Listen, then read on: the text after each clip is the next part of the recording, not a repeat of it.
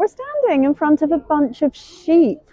This is Paternoster, and it was made by Dame Elizabeth Frink, first unveiled in 1975 by Yehudi Menuhin. And you might think, what is a flock of sheep and a shepherd doing bang in the middle of the city of London?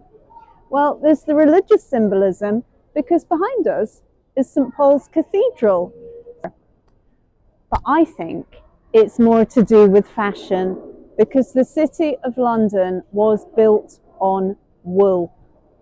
In the Middle Ages, wool was England's biggest export, and London was the centre of the wool trade. By 1400, the City of London was responsible for half the wool being imported and exported. That was a lot of wealth coming into the city.